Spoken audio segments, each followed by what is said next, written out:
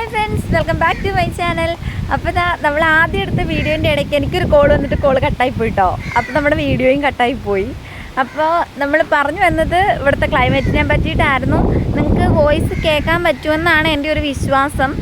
അപ്പോൾ ഞാനിപ്പോൾ എന്താണേലും ലഗേജ് വെയിറ്റ് ചെയ്ത് ഇവിടെ ഇരിക്കുകയാണ് കേട്ടോ. നമുക്കിവിടെ പുതിയ കുറച്ച് സെറ്റപ്പുകളൊക്കെ ഉണ്ടാക്കി, അതായത് നമ്മുടെ ഈ ഇരിക്കാനുള്ള സംഭവം ഇതൊക്കെ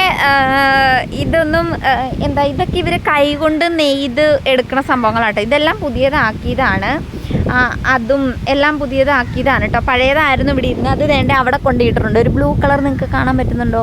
പിന്നെ ഇതേ നമുക്ക് 2-3 ഊഞ്ഞാലൊക്കെ ഉണ്ട്. ഇതൊക്കെ കണ്ട അങ്ങനെ 2-3 ഊഞ്ഞാലൊക്കെ ഉണ്ട് നമുക്ക്. ഇതെല്ലാം പുതിയത് വേണ്ടതാണ് കേട്ടോ അവർ.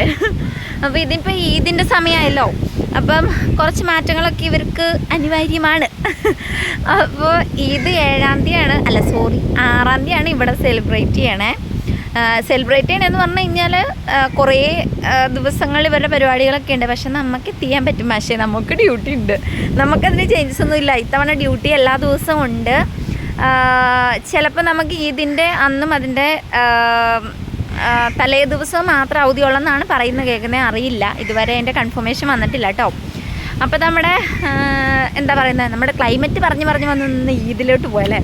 എനിവേ, അപ്പോൾ ഇത്രയായിരുന്നു ക്ലൈമറ്റിൻ്റെ കാര്യങ്ങൾ. പക്ഷേ ഈ ക്ലൈമറ്റുകൾ കണ്ടോ, ഈ കാറ്റ് കണ്ടോ, ഈ മാൽഡീവ്സിലോട്ട് വരാൻ നിൽക്കുന്നവരാരും പേടിക്കേണ്ട.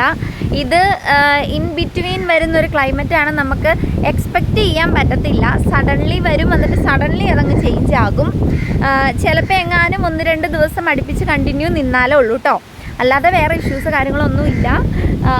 പിന്നെ ഇങ്ങനെ കടൽ വെള്ളം കയറുന്നതും അതും ഇതും കണ്ട് എൻ്റെ അമ്മയ്ക്ക് ഭയങ്കര പേടിയാണ് കേട്ടോ. വെള്ളം കയറുന്നത് അതിൽ പറഞ്ഞിട്ട് കാര്യമില്ലല്ലോ, പഴയ ആൾക്കാരല്ലേ, അവരെങ്ങനെ ചിന്തിക്കൂ.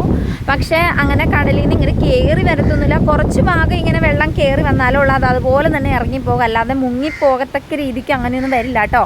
അതുകൊണ്ട് എൻ്റെ വീഡിയോസ് ഏതെങ്കിലും അമ്മമാർ കാണുന്നുണ്ടെങ്കിൽ പേടിക്കേണ്ട, മക്കളെ ധൈര്യമായിട്ട് ഇങ്ങോട്ട് വിടാം. പിന്നെ എത്രത്തോളം എന്നൊക്കെ പറഞ്ഞാൽ അമ്മമാർക്ക് ടെൻഷനായിരിക്കും വെള്ളത്തിൽ കൂടെ ഉള്ള യാത്ര എല്ലാം. പക്ഷെ അതൊന്നും പേടിക്കേണ്ട. എല്ലാം സാവധാനം പതിയെ വരുന്ന ആൾക്കാരാണെങ്കിലും അഡ്ജസ്റ്റ് ആയിക്കോളും കേട്ടോ. ഇവിടെ ഒരുപാട് ആൾക്കാർ താമസിക്കുന്നുണ്ടല്ലോ.